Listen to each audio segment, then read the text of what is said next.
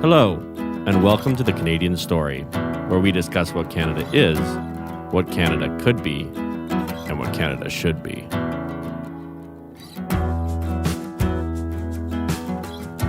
I'd like to welcome Mel to the show. Very excited to have you, a friend of Zach's, who's the executive producer of the podcast, my co-host and cousin, which, is only a minor benefit in his life, I think, more that he has pursued excellence and achieved it. And I'm really happy to have him as my executive producer. Mel, I want to hear from you a little bit of your background, your biography, but also, as we always do in the Canadian Story, what do you love most about Canada? Absolutely. Well, thank you, David and Zach, for having me on the show. I do want to start off by saying that Canada is the best country ever, and I'm super pumped to be here and to be with other people who also feel that way. So a little background about myself. I call myself kind of a professional weirdo artist scientist. I live in a few different areas. So the reason I know Zach is through music. I actually have produced some songs with him. And so I'm really big into artistry and music. But on the flip side, I'm a budding neuroscientist, finishing up my master's of biomedical science and neuroscience at the University of Guelph. Wow.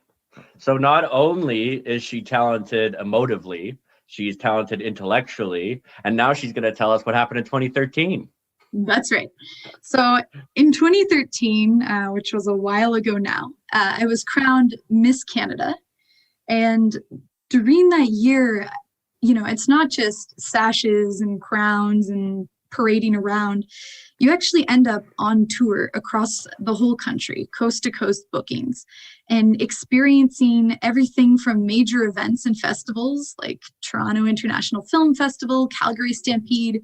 But what I found even more exciting was the small community events, visiting places that I didn't even know existed on our own map.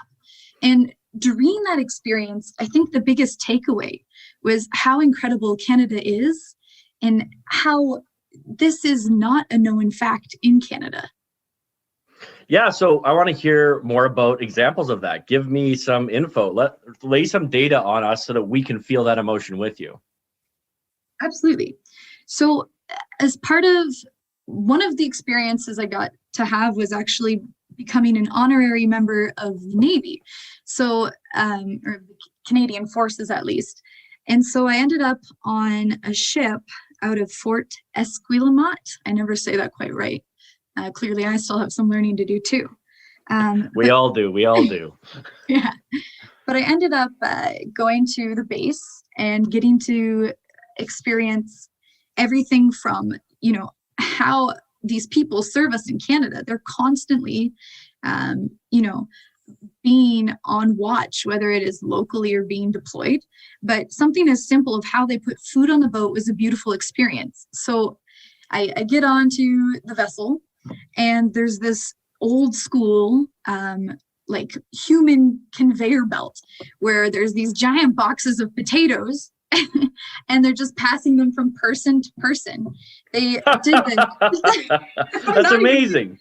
Yeah.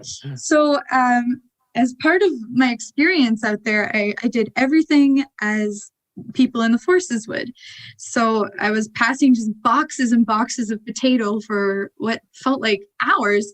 But it was just amazing to see something so simple like that. And what I would consider old school was the method that they used to, stock this ship and feed people. So that was... I gotta say, there's something about physical labor in the community with people like that really brings a bond that's not understood by people who haven't done it, eh? Yeah. And it, maybe because it's cathartic or you're so in the moment and you can actually see the work being done instead of like the microwave mentality, click here, scroll down. Next, or the I'm going to Uber Eats this right now. Yeah. Yeah, no, you got to carry the potato box in, and then the kitchen peeps have to get peeling and chucking and all that stuff.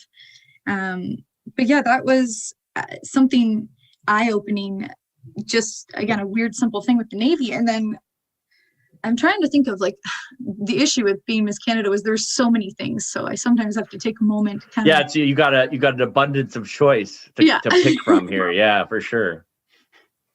Okay, so in Ontario, there's actually a really excellent rodeo as well. It used to, obviously nothing's really operating these years, but it was the Holstein Rodeo. And I'm sure it'll come back. Hopefully we won't all be in lockdown forever, right? Yeah. And it's a little town called Holstein, and that was an awesome experience too. I ended up being part of a sheep shearing competition, which is another crazy thing that happens in Canada that a lot of people don't know about. I'm actually buying a sheep farm. That's my aspiring career. Like I do a lot of other things, but my aspiring career is I like to say to own a sheep farm. I don't want to farm the sheep. I'm going to pay a shepherd to do that. But like, I want to own it and just be able to look out over my sheep farm and be like, it's good to own land. That's excellent. Well, I have the activity for you. Yes, I'm going to have to go and try this for sure. Zach and I will go together. You can, there you go. Now you've got some fierce competition. Exactly. But yeah, sheep shearing, basically what happens is it's a timed event and you want to get, all that fluffy stuff off the sheep as quick as you can. But there's other things you're marked on. There's, you want to get it off in one piece. So if you have multiple pieces at the end of it, obviously you don't want to injure the sheep. So you have all these scoring metrics. A lot of variables here. Yeah. So there were all these different rules for sheep shearing, and I thought I was going to be presenting the trophy at the end, but when I get on stage, they actually tricked me, and I ended up having to shear a sheep. So yeah. How'd that go? Well, there's a couple of things I learned hands-on. So you have to put the sheep's head in between your legs, which is like already just an awkward position to be in. It makes us, especially when you're in like a skirt. Right. Yeah, that would make it more difficult for sure. Yeah. And so it's making all sorts of, those throaty sounds, and, you've got these. I love that you just embraced this experience and went for it. That is so cool. Oh yeah. And yeah, so you're doing this, you've got these giant shears that are also loud and vibrating like crazy. And, I grew up in Kitchener-Waterloo, so I wasn't too far from the country. I wasn't too far from the city, but I hadn't, like, other than going to a petting zoo, I hadn't spent much time with livestock and whatnot. So I guess like sheep and some of these animals have this lambden oil or that makes their skin kind of slimy. So yeah, which is apparently used in hand creams and whatnot, and actually good for your skin. But it was a shocking moment to be like, oh no, is it bleeding? Oh, they're slimy. Yeah, you don't think of that when you think of shearing a sheep. Yeah, so it was totally odd. I love how you're describing this experience. This is art right here. Your observational abilities. Have you ever read the book by Patrick Rothfuss, The Name of the Wind? I haven't, no. You should, because the way you describe things is very much how he does in that book. I think you'd enjoy it. And it's about a musician, which you happen to be as well. That's right. Yeah. So yeah, that was another crazy experience as Miss Canada. But yeah, like have you toured Canada and like gone to these small towns and done these venues and things? Yeah, I've been all across. I didn't make it to a lot of the territories. Miss Canada is an organization, so my schedule was kind of left to them to decide. I would have loved to have gone up to the territories, and I do intend to do that at some point. But like another little place that I loved was Port Moody in BC. So it's a small town not too far from Vancouver. And one of the events I did that was the most meaningful, again, it sounds super simple, was going to a retirement home. And I went there, and all of the residents, were in a circle, and they each had a long stemmed rose for me. And as I went around, I got, I think it was 3 minutes with each person, and they each kind of told me their life story in like 3 minutes. And that was an incredible Canadian moment. Just seeing, where people came from, what their experience was during, the foundational years of Canada, and, their view of the world now, and just their excitement and graciousness, like to have me visit. And by the end of the circle, I had a whole bouquet of roses. And it was just like a beautiful moment. I was just overwhelmed with joy. And yeah. Wow. Like Port Moody, I haven't spent much time there, but I did live in Langley, and I gotta say that area of BC, the kind of lower mainland, is one of the most beautiful places on earth, I think. Yeah, BC is a whole different ball game. You go there and you never want to leave. It has everything. It's got mountains. It's got. I feel like more Ontarians need to go out there, don't you think? Like, we need a lot more Ontarians to spend time in BC. They would love it, and it would connect them in Canada in a totally different way. Well, and that's a good point. A lot of Canadians, especially, it's very Ontarian of me to say Canadians and mean Ontario. Well, we talk about that on the podcast. Don't worry. Yeah. But a lot of people in Ontario, like, what you know. And so I hear some negative feedback sometimes, and it's just their experience, I would fight to say, is not the full experience of Canada. So I think that you're doing this very podcast is amazing. Like, hopefully we open some eyes, Well, I think the big hope with this, sorry, I don't want to talk too much on my end because I'm here to interview you, but just my one thing that I will say about what we're trying to do here is we got to make sure that we don't just let something die because we don't even know it's dying, right? When there's symptoms of a disease, the best thing to do is nip it in the bud. And we have this nascent separatist movement rising in Alberta because they feel like they're being treated unfairly. And the response from a lot of Ontarians is, oh, those whiny Albertans, I wish they would just shut up. Instead of what we need to do in relationships, even whether they're interpersonal or national government to provincial government relationships, is people need to feel like they're heard. And if there is a genuine grievance, it needs to be resolved. And that's just not being addressed right now, which could end in the demise of Canada. And that's why I started this podcast, because I want us to realize how beautiful a thing we have, and that we need to realize there's an existential crisis at hand, and we have to do something about it.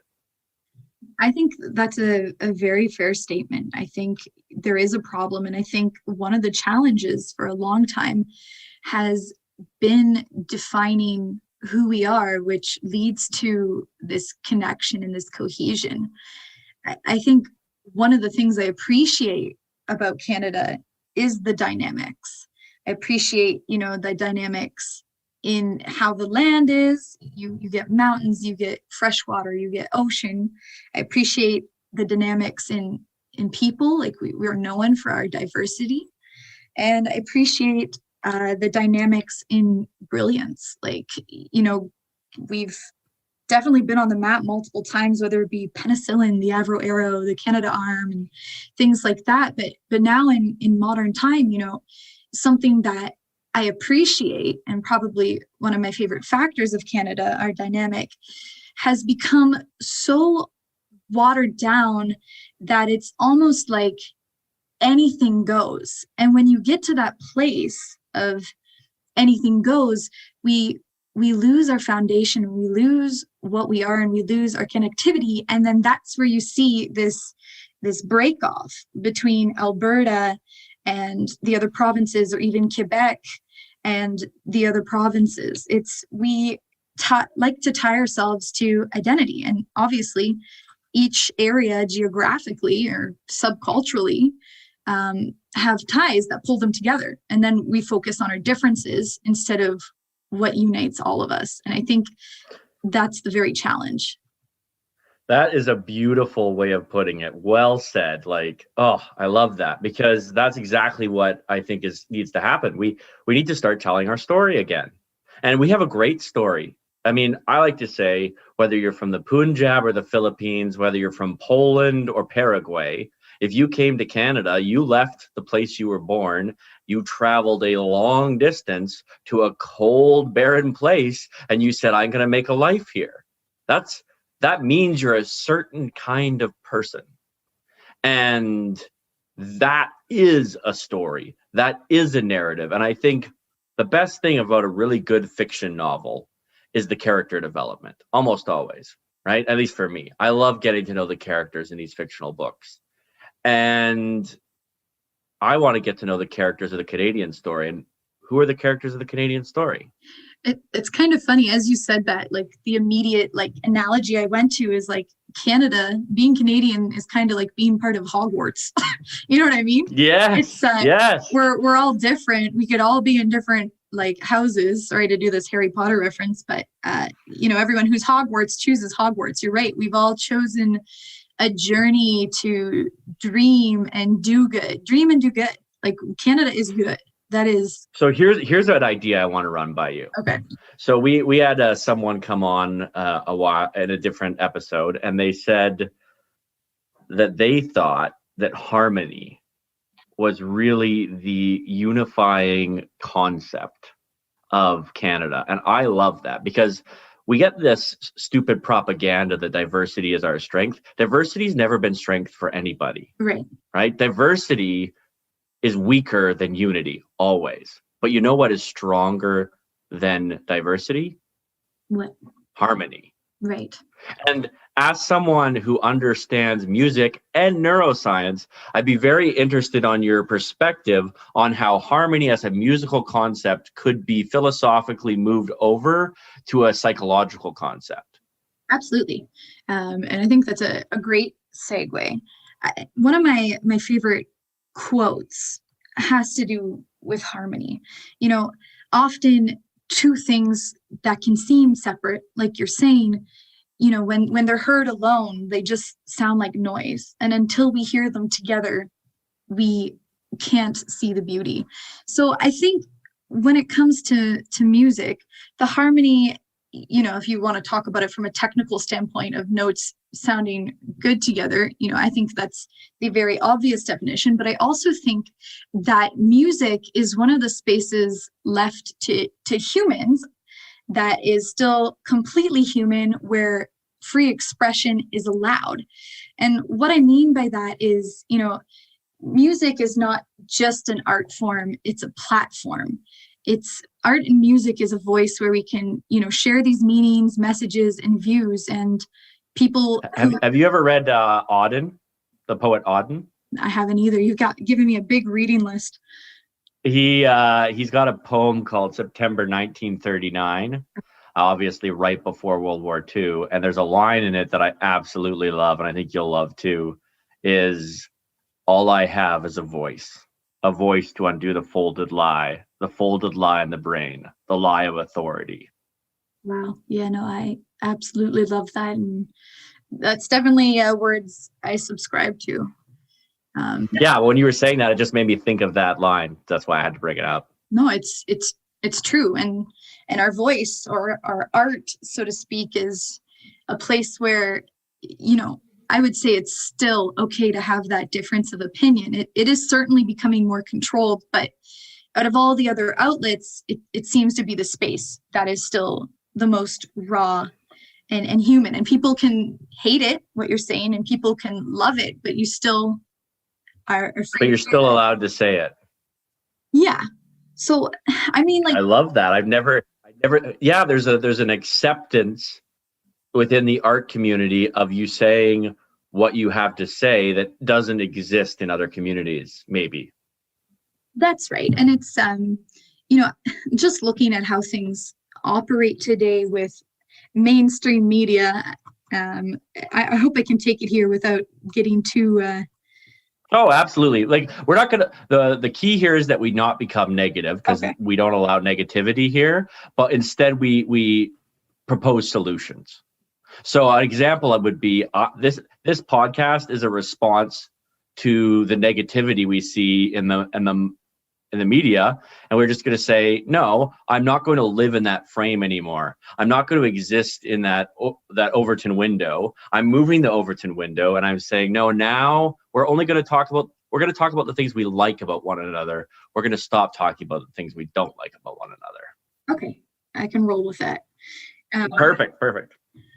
So with music being that outlet where we can still have a voice, that's great. But the reason why that's so precious to me, and I think so many other opinionated artists, is because everywhere else it's really hard to have an opinion unless it's one opinion. And now, whether you're on one side or the other, or maybe you don't even subscribe to a side, I think an issue today that we can correct in society is with media and our perception of media. Yes, and we need to stop hating each other. It just needs to end. It's not helping anybody. Sorry, all of this anger that people are expressing towards each other is not constructive. Like, it's almost as if we need to take the two sides, sit them down in the corners and say, you're not allowed to come out of your corners until you apologize to one another. Right? You need a get along shirt or some sort of like, well, it's like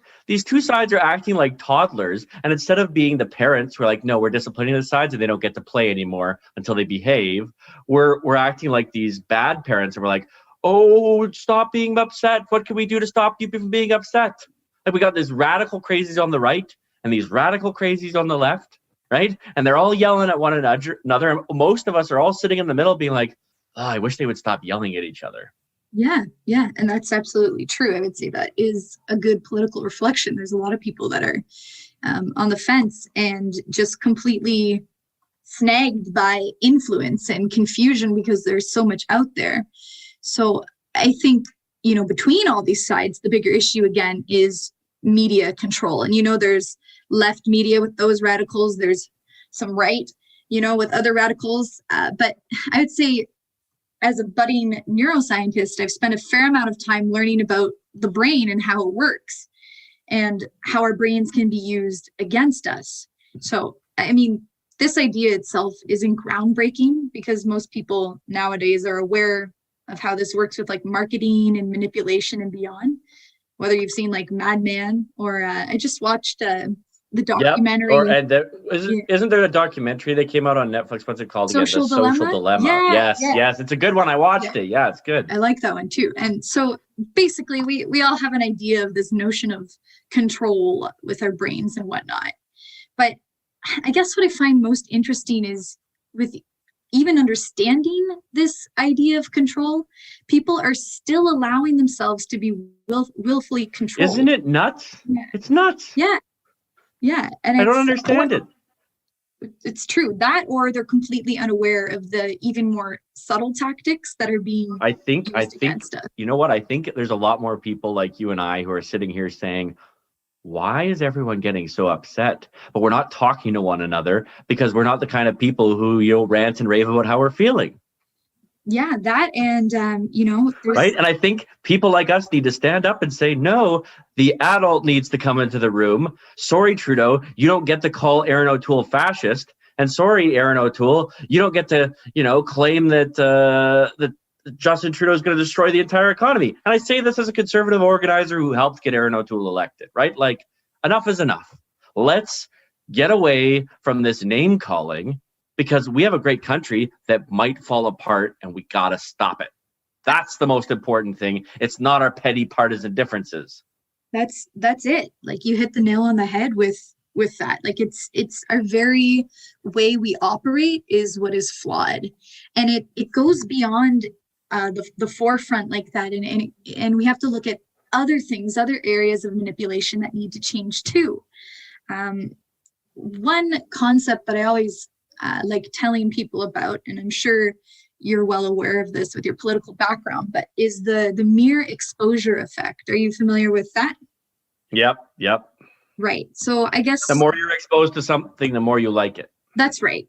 And I always talk about the hockey boards at the game. I guess just for other people listening, it might be of interest, but hockey, best sport ever. Canada's sport. And we own it. I don't care what anyone says. It's our sport. We deliver on it the most frequently, and the rest of the world can go, suck it. That's right. I mean, we gave the states a break because they had so much going on, right? So, we didn't want to they didn't need to be hurt at that moment. They were already hurting on a very existential level. They needed a win. And what do you do for your friends when they need a win? Maybe ease up on them a bit. Yeah. It's very, very Canadian of us, so I'll say that. You know what? We're good people. We certainly are. But yeah, at these hockey games, you've got those logos stamped all over the boards. And I used to think, when I was younger, what a waste of money. Like, no one even knows what your company does, right? However, as you said, the more we're exposed to something, the more our brain favors it. So, for example, Melanie's Insure happens to be on the board, and it just so happens you get a new car and it's time to put insurance on it. So you Google, insurance companies near me, and then Melanie Insure pops up, and you're like, oh, I know, I've heard of them. Yeah. You associate it. Yep. So you start to trust these things, and that's what happens as well with all this media and this political media noise. So what we call that in cognitive science and neuroscience is a heuristic, right? Which is essentially a brain habit. And have you heard of Peter Berger's idea of the sacred canopy and the plausibility structures? Give me a refresher. It sounds odd. I feel like they're exactly what you're talking about. It's just I think that's the conceptual tree that I've built that idea off on, but probably what you're talking about is the same thing. But anyway, sorry, go on. Yeah, I definitely, that sounds familiar. It's probably linked. I would say that a lot of ideologies I subscribe to are by Kahneman. He has a book out called Thinking Slow and Fast. It's a really good read. Yes, I've heard a lot of good things about. I need to read that. Yeah. Thank you for getting that one on my list. Yeah. So I highly recommend that. But I think, we're in a time of artificial awareness sometimes. And I don't say this to be negative. I say this to be positive and hope that I leave people with the ability to question more often. But our brains in general we call it efficient, but, to put it straight, our brains are lazy. So, and this is still disputed between theorists within neuroscience, but a lot of theorists agree, myself included, that, most of our decisions we make are subconscious, and it takes something completely novel to grab our consciousness. So when I say artificial awareness, we think, because of that mere exposure effect, as an example on those hockey boards, we think we know something because our gut tells us we feel good about it. Meanwhile, we don't know anything about it at all. We've just been exposed to it. It's like McDonald's. It's like, I'm hungry. Oh, and I've drank a little bit too much. I need some greasy food. We just go to McDonald's. It's not even a thought. It's just a habit. That's right. And so getting to a level of true consciousness and awareness. I love this. Yes, keep going. You're owning this. Yeah. Getting to a level is really using, there's all sorts of buzzwords out there. I could call this cognitive behavioral therapy, but to increase cognition is to question the very process our brain uses. So, in psychology, we use system 1 as the subconscious and system 2 as the conscious. And we're actually at a very interesting point in science with neuroscience and cognitive science right now. I'll say it like this. About 10 years ago, the psychologists and neuroscientists were like, hey, maybe we should sit and compare notes sometime. Oh, imagine that. Yeah. Let's stop siloing things off and talk to one another. Yeah. And so they're like, yeah, let's do that sometimes. And, a few people started chatting, but about 5 years ago, they're like, all right, this lunch is long overdue. Let's really sit down and hash some things out. And only in the last handful of years have we begun to connect the behavioral to the actual neural responses. And of course, there's been a little bits here and there dating further back, but realistically, science has only now started connecting the dots in between these two things. And only now do we think we have a rough idea of where our subconscious is physically in the brain. It's called the default mode network, and learning how these parts of the brain operates and learning how to narrative check and think about your subconscious thoughts, which I'll have to break down, is okay. So I want you to break down that specifically. I need to understand that more. Okay. So which part can I clarify? So when you say that we think we're beginning to understand how the consciousness part of the brain, or what we think is the consciousness part of the brain, functions, what are we discovering about that? So for the longest time, looking at theories that had to do with behavior, like we theorized that there's a subconscious and a conscious long time ago, right? Right. But now we can see with brain activity, what part of the brains are sending signals, where are we seeing like these electromagnetic, pulses coming from, what's happening. And we can see in the default mode network, which I'm going to say some brain parts, so excuse me if I get technical. Your posterior cingulate cortex, your prefrontal cortex, your lateral temporal cortex, your lobal and hippocampal formation. So the easiest way to think about this is kind of the central operations of your brain. And what we're seeing is what these parts of the brain, like the parts, unless you really want to nerd out and do some research, aren't that important. What's important is the takeaway. These are the parts of the brains that we see active when our body and the rest of us are in kind of a resting state, which means that there is activity even when we are not actively thinking. So really, yeah, the easiest way to break that down, to make it even more simple, is everything we learn and think about as humans are memories. And we can use memory in one of two ways. We can use memory as an object or memory as a tool. So memory as an object is actually actively thinking about the memory, and it's usually in past, like a past instead of an active front. So think of Slumdog Millionaire, if you've seen that movie. Yeah, I love that. I love that movie. Yeah. I love that movie too. It's so good for so many reasons. But, every time he went to answer a question, he has this moment where some weird, mundane or traumatic experience has left a mark in his brain. And so with the memory that he needs exactly for that answer. Yeah.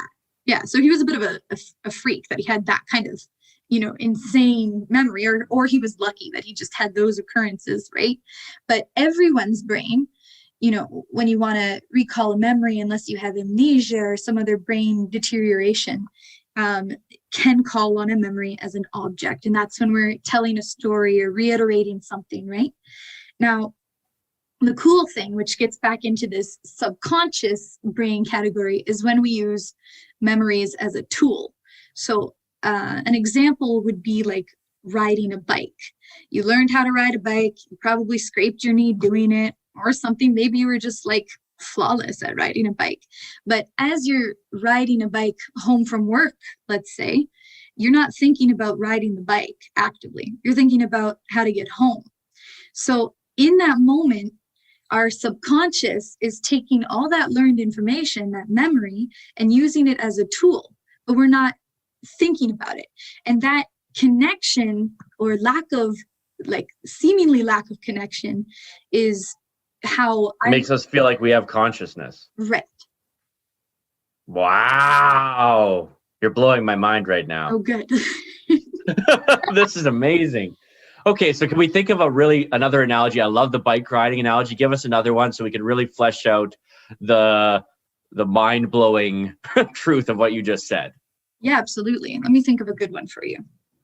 I guess as a singer, and this is, I'm going to kind of make a second point. So one, to flesh it out, and something else to blow your mind.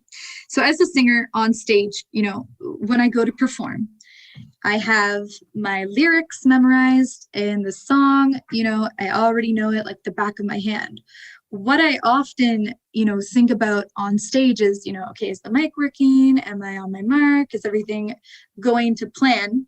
And then obviously I get into it and enjoy it. But there's an example of where something we learned has become almost subconscious. The song itself, I'm singing it. But what I'm thinking about is not the song itself.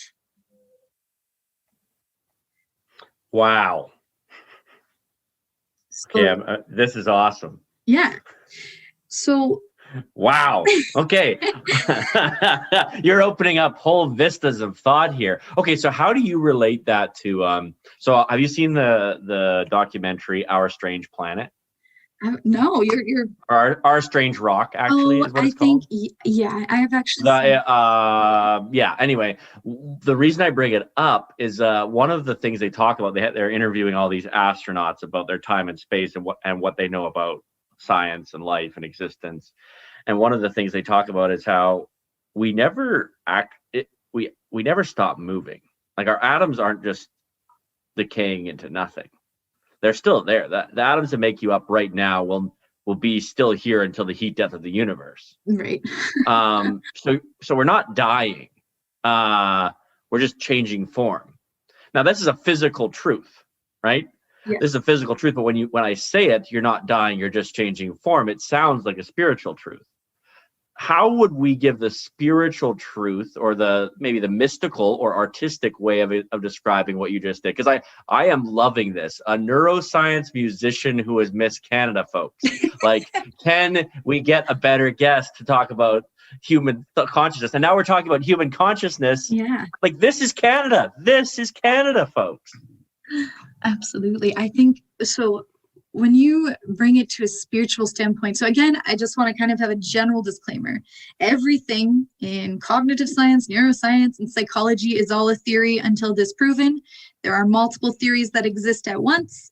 So these are This is science, yes. Right? It's science. So, this is what I say about science. The philosophy of science, which you are now perfectly articulating, is different than the religion of science, which is a logical fallacy known as an appeal to authority.